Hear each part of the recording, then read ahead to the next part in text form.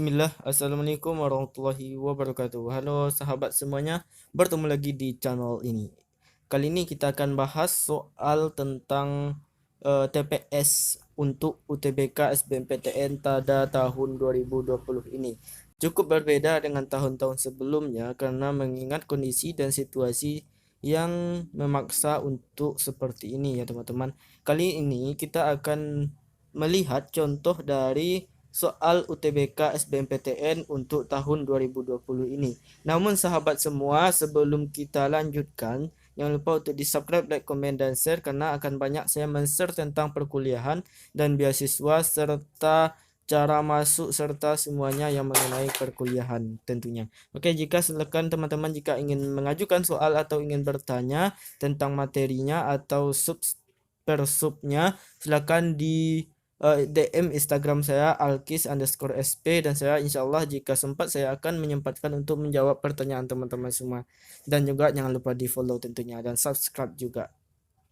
Oke, baik teman-teman, kita buka di sini karena kita melihat contohnya terlebih dahulu ya untuk kepastian bagaimana bentuk-bentuk soal yang ada di UTBK SBMPTN 2020 ini. Ini kita lihat di sini adalah di unduhan aja karena dia ada di subs itu atau di bagian itu. Lalu kita lihat ke bawah.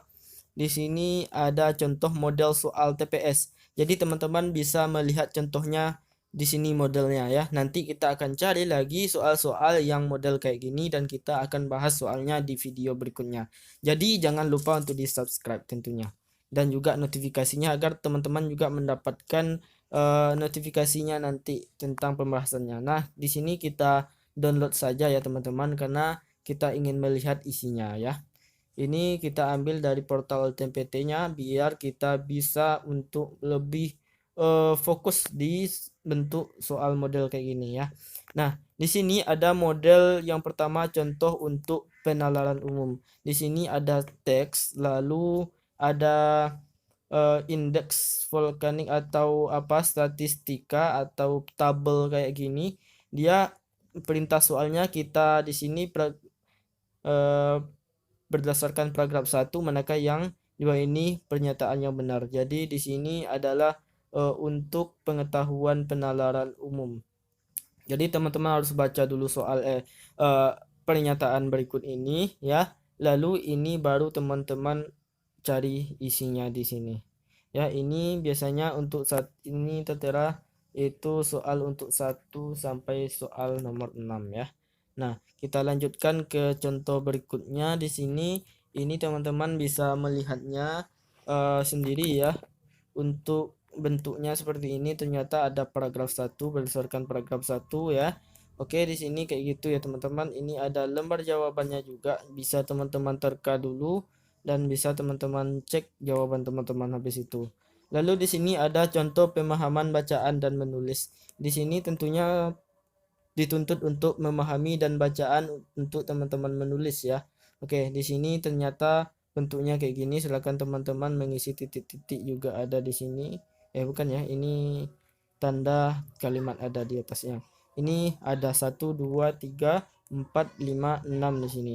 Ini perintahnya adalah judul yang paling tepat untuk melengkapi tulisan. Jadi teman-teman pahami dulu tulisan ini baru lihat judul yang paling tepat. Lalu di sini ada kata berhubungan yang salah digunakan pada paragraf berapa. Ini bahasa Indonesia biasanya ya teman-teman. Oke, ini banyak. Silakan teman-teman cek bentuknya seperti ini ya. Ada penalaran untuk kata-kata gitu ya. Oke, di sini kayak gitu ya teman-teman. Oke, selanjutnya ada di contoh yang ketiga ada pengetahuan dan pemahaman umum.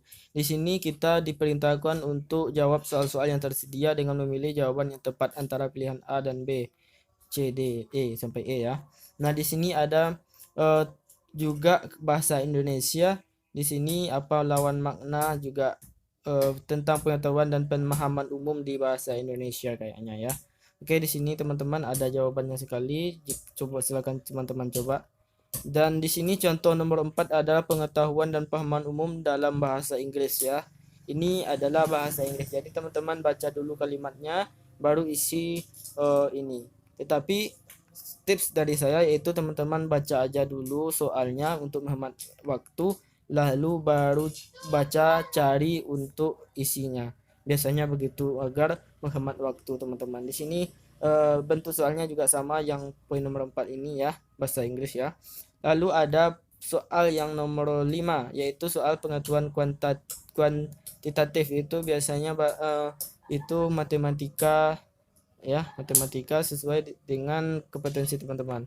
Di sini adalah bilangan yang merupakan bilangan kuadrat dan sekaligus bilangan perangkat adalah ini. Silakan teman-teman cari jawabannya. Nanti kita akan bahas juga. Ini kan kita melihat mereview soalnya dulu ya. Oke, nanti kita akan lihat bagaimana cara mengerjakannya ya. Oke, di sini juga ada pengetahuan untuk matematika kayaknya ya. Oke, kayaknya itu soal bentuk soalnya. Silakan teman-teman pahami yang materi-materi kayak gini. Nanti kita cari juga caranya bagaimana cara menyelesaikannya ya. Cara cepatnya juga ya. Oke, teman-teman, kali ini itu dulu kayaknya videonya karena juga sudah azan ya. Saya mau sholat dulu. Dan semoga teman-teman bisa mengerjakan soalnya nanti dan jangan lupa untuk di subscribe. Nanti kita akan bahas soal-soal mengenai TPS ini dan karena TPS saja ini menurut saya cukup mudah dan bisa teman-teman untuk menguasainya semuanya. Jadi jangan sampai menyerah di sini ya. Oke, kayaknya teman-teman semoga lulus semuanya. Sampai jumpa di PTN favorit teman-teman. Saya tunggu di PTN-nya ya sahabat semua. Oke, sampai jumpa di video berikutnya. Wassalamualaikum warahmatullahi wabarakatuh.